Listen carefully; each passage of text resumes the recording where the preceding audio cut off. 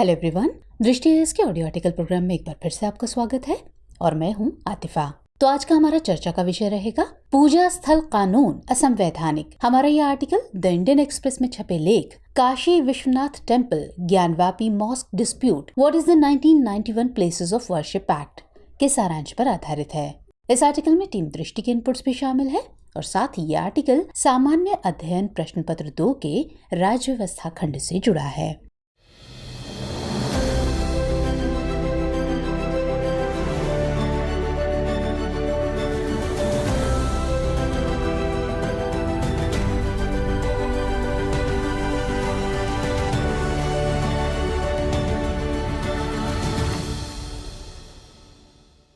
तो चलिए आर्टिकल की शुरुआत करते हैं।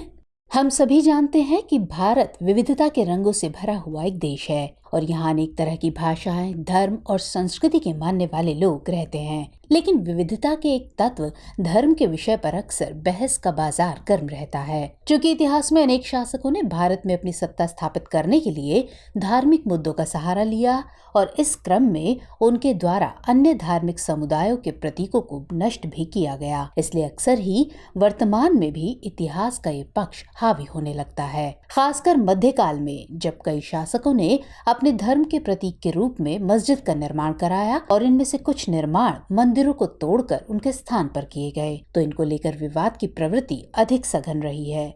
आजादी के बाद भी ऐसे विवाद थमे नहीं। ऐसे मामलों से देश में तनाव का माहौल भी बनने लगा। इसे अयोध्या के राम मंदिर बनाम बाबरी मस्जिद मामले में बखूबी देखा जा सकता है। ऐसा ही एक विवाद हाल ही में वाराणसी स्थित ज्ञानवापी मस्जिद के मामले में देखा जा सकता है। दरअसल इस मस्जिद को लेकर हिंदू पक्ष का दावा है कि ये पहले मंदिर था जिसे तोड़कर मस्जिद बनाई गई। गौरतलब है कि जब भी ऐसे धार्मिक स्थलों को लेकर विवाद सामने आता है तो उपासना स्थल कानून आमतौर पर चर्चा के केंद्र में आ जाता है। इस बार ये इसलिए भी चर्चा का मुद्दा बना हुआ है क्योंकि इस कानून की संवैधानिकता को लेकर सुप्रीम कोर्ट में एक याचिका दायर की गई थी। याचिकाकर्ता का दावा है कि ये कानून पंथ निरपेक्षता के सिद्धांत का उल्लंघन करता है।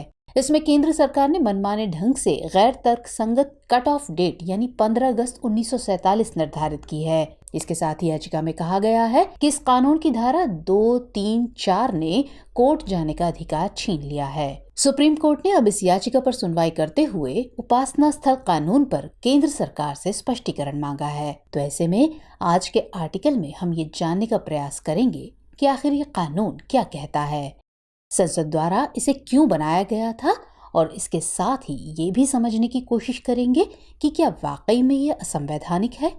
तो आइए सबसे पहले जान लेते हैं उपासना स्थल कानून क्या है। साल 1991 में उपासना स्थल विशेष उपबंध अधिनियम पारित हुआ। शुरू में ये जम्मू और कश्मीर को छोड़कर पूरे भारत में लागू था, लेकिन जम्मू और कश्मीर का विशेष राज्य का दर्जा खत्म होने के बाद से अब ये वहाँ भी लागू है। इसका पूरा नाम किसी उपासना स्थल का संपरिवर्तन प्रतिषिद्ध करने के लिए और 15 अगस्त 1947 को यथा विद्यमान किसी उपासना स्थल के धार्मिक स्वरूप को बनाए रखने तथा उससे संसक्त या उसके आनुषंगिक विषयों का उपबंध करने के लिए अधिनियम है। इस तरह इस अधिनियम या कानून का मकसद स्पष्ट रूप से ये है कि किसी भी उपासना या पूजा स्थल की वस्तु स्थिति को उसी अवस्था में रोकना या बनाए रखना जैसा कि वह 15 अगस्त 1947 को थी। यहाँ उपासना स्थल का मतलब किसी मंदिर, मस्जिद, गुरुद्वारा, गिरजाघर, मठ या किसी धार्मिक संप्रदाय के पूजा स्थल या उसके खंड से है। इसके अलावा इसमें लोक धार्मिक उपासना का कोई अन्य स्थल भी शामिल है, चाहे वह किसी भी नाम से जाना जाता हो। इस कानून की धारा 3 के मुताबिक किसी भी पूजा स्थल या उसके किसी खंड को एक अलग धार्मिक संप्रदाय के पूजा स्थल में नहीं बदला जा सकता, यहाँ तक कि किसी एक धर्म के ही अन्य पंथ या संप्रदाय या अलग वर्ग के पूजा स्थल में भी नहीं बदला जा सकता है। इस तरह ये धारा उपासना स्थलों के परिवर्तन या धर्म परिवर्तन पर रोक लगाने का प्रावधान करती है। वहीं इस कानून की धारा 4 में स्पष्ट रूप से घोषित किया गया है कि किसी भी पूजा स्थल का रूप वही रहेगा जैसा कि वह आजादी के समय यानी 15 अगस्त 1947 को था। साथ ही इस धारा में ये भी लिखा है कि 15 अगस्त 1947 को मौजूद किसी स्थान के धर्म परिवर्तन से संबंधित किसी भी मौजूदा मुकदमे को इस कानून के लागू होने के बाद समाप्त माना जाएगा और किसी भी अदालत में उसी मुद्दे पर आगे कोई मुकदमा या कानूनी कार्रवाई नहीं की जा सकेगी। हालांकि 15 अगस्त 1947 के बाद अगर किसी पूजा स्थल में बदलाव किया जाता है तो ऐसे मामले में अदालती या कानूनी कार्यवाही की जा सकती है। गौरतलब है कि इसकी धारा 5 में राम जन्मभूमि बनाम बाबरी मस्जिद मामले को छूट दी गई है, क्योंकि ये मामला 15 अगस्त 1947 से पहले ही अदालत में जा चुका था। राम जन्मभूमि बाबरी मस्जिद मामले के अलावा इसमें कुछ अन्य मामलों को भी छूट दी गई है, जैसे अगर कोई पूजा स्थल जो प्राचीन स्मारक और पुरातात्विक स्थल अवशेष अधिनियम 1958 के तहत प्राचीन और ऐतिहासिक स्मारक या एक पुरातात्विक स्थल है, या ऐसे मुकदमे जिनका निपटान हो चुका है या जिन पर अंतिम फैसला दिया जा चुका है, या ऐसा कोई भी विवाद जिसे संबंधित पक्षों द्वारा सुलझा लिया गया है। इसके अलावा ऐसे उपासना स्थल जिनका रूपांतरण या परिवर्तन इस अधिनियम के लागू होने से पहले ही मौन स्वीकृति के माध्यम से किया गया हो। इसमें कानून का उल्लंघन करने वालों के लिए सजा का भी प्रावधान है। तो आइए इसके बाद ये जान लेते हैं कि आखिर इस कानून की जरूरत क्यों पड़ी। दरअसल आजादी के बाद ऐसे मामलों में वृद्धि देखी गई जिनमें किसी एक धर्म के लोगों द्वारा किसी अन्य धर्म के पूजा स्थल पर दावा किया जा रहा था। ऐसे दावे अक्सर इतिहास का हवाला देकर किए जा रहे थे। इन मामलों के बढ़ने से लोक व्यवस्था पर विपरीत प्रभाव पड़ने लगा, तो साथ ही देश का सांप्रदायिक सौहार्द भी बिगड़ने लगा। ऐसे में एक ऐसे कानून की जरूरत महसूस की गई जो इस तरह के मामलों को सुलझा सके या इन पर रोक लगा सके। तो इसी सब को ध्यान में रखकर संसद द्वारा सांप्रदायिक सद्भाव और शांतिपूर्ण सह अस्तित्व को बनाए रखने और उसे सुनिश्चित करने के इरादे से साल 1991 में उपासना स्थल विशेष उपबंध अधिनियम पारित किया गया। असल में इस अधिनियम का मकसद प्रत्येक धार्मिक समुदाय को ये विश्वास दिलाना है कि उनके पूजा स्थलों को बिना किसी परिवर्तन या नुकसान के संरक्षित किया जाएगा। कुल मिलाकर इस अधिनियम को 15 अगस्त 1947 से पहले मौजूद धर्म स्थलों से जुड़े विवादों को खत्म करने के लिए बनाया गया था। चलिए अब ये समझने की कोशिश करते हैं कि क्या वाकई में ये अधिनियम असंवैधानिक है। पूजा स्थल कानून को इस आधार पर असंवैधानिक कहा जा रहा है कि ये न्यायिक समीक्षा पर रोक लगाता है, जो संविधान की एक बुनियादी विशेषता है। इसके साथ ही इसमें निर्धारित कट ऑफ डेट को गलत बताते हुए कहा जा रहा है कि एक मनमानी और तर्कहीन पूर्वव्यापी तारीख है। ये कानून हिंदुओं, जैनियों, बौद्धों और सिखों के धर्म के अधिकार को कम करता है। असल में हमें किसी भी निष्कर्ष पर पहुंचने से पहले ये समझ लेना चाहिए कि इस कानून का मकसद क्या है। दरअसल किसी अधिनियम या कानून में लिखी गई बातों से कहीं ज्यादा महत्वपूर्ण उसका मकसद होता है। अगर उसका मकसद नकारात्मक है तो उसे जायज नहीं ठहराया जा सकता है, और वहीं अगर किसी कानून की बातें बेशक कठोर हों, लेकिन अगर उसका मकसद सकारात्मक है तो उसे जायज कहने से परहेज नहीं किया जा सकता। इसे हम निवारक निरोध से संबंधित कानूनों तथा मार्शल लॉ यानी सैन्य कानून आदि के मामले में बखूबी समझ सकते हैं। इन कानूनों में काफी हद तक संविधान द्वारा दिए गए मौलिक अधिकारों का उल्लंघन होता है, फिर भी इन्हें आज तक असंवैधानिक घोषित नहीं किया गया है, क्योंकि इन्हें भारत की एकता और अखंडता के लिए जरूरी माना गया है।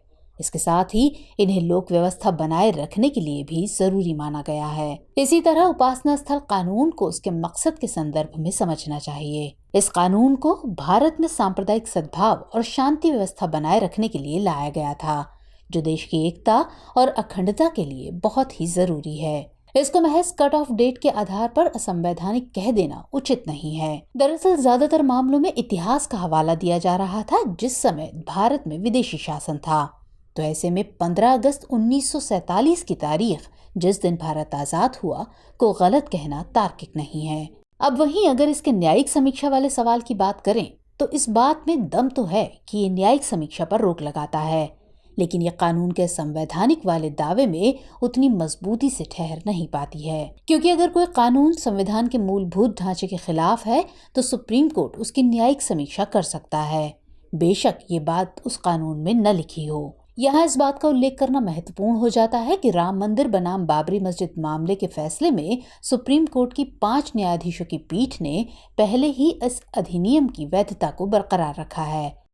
कोर्ट की ओर से इस कानून को सभी धर्मों की समानता सुनिश्चित करने वाला बताया गया। इसके साथ ही कहा गया कि ये हमारे देश की प्रतिबद्धता को दर्शाने वाला और हमारे संविधान की पंथ निरपेक्ष विशेषताओं की रक्षा करने की दिशा में एक महत्वपूर्ण कदम था। इससे प्रत्येक धार्मिक समुदाय को ये विश्वास मिलता है कि उनके पूजा स्थलों को संरक्षित किया जाएगा और उनका चरित्र नहीं बदला जाएगा। ऐसे में जब इस कानून को खुद सुप्रीम कोर्ट ने महत्वपूर्ण बताया है, जो किसी भी कानून की व्याख्या करने वाली अंतिम संस्था है, तो इसके असंवैधानिक होने की बात ठहर नहीं पाती है। लेकिन फिर भी जब तक इस मामले में सुप्रीम कोर्ट अपना फैसला सुना नहीं देता, तब तक हमें पूरी तरह से किसी भी निष्कर्ष पर नहीं पहुंचना चाहिए।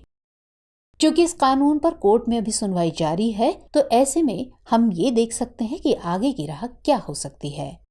तो जैसा कि पूर्व में चर्चा भी की गई है कि इस कानून का मूल उद्देश्य सांप्रदायिक सौहार्द को बनाए रखना है, तो कह सकते हैं कि इस सीमा तक ये कानून प्रासंगिक है। पूजा स्थल से संबंधित विवादास्पद मामलों में यह कानून मार्गदर्शक का काम कर सकता है, और इस बात की पुष्टि अदालत ने कई मामलों में की भी है। जहां तक इतिहास के अप्रिय और विवादास्पद प्रसंग का सवाल है, तो उसके लिए केवल राज्य की संस्थाओं पर निर्भर नहीं हुआ जा सकता। इसके लिए समाज के सभी हितधारकों को अपनी भूमिका निभानी होगी और एक विवेकपूर्ण नागरिक बोध तैयार करना होगा। इसके बिना अगर इतिहास में हुई गलतियों को वर्तमान में सुधारे जाने पर जोर दिया जाएगा, तो हर रोज एक नया मुद्दा निकल कर सामने आएगा। इसके अलावा एक पक्ष ये भी है कि इतिहास की गलतियों को सुधारने की कट ऑफ लाइन क्या होगी, क्योंकि भारतीय इतिहास के समय काल में हर किसी के साथ किसी न किसी स्तर पर अन्याय हुआ है। तो ऐसे में बेहतर ये होगा कि देश में शांति और सांप्रदायिक सद्भाव को बनाए रखा जाए। चलिए अब नोट करते हैं आज का सवाल। उपासना स्थल अधिनियम क्या है? इसमें निहित उद्देश्य को स्पष्ट करते हुए इसकी प्रासंगिकता पर चर्चा कीजिए।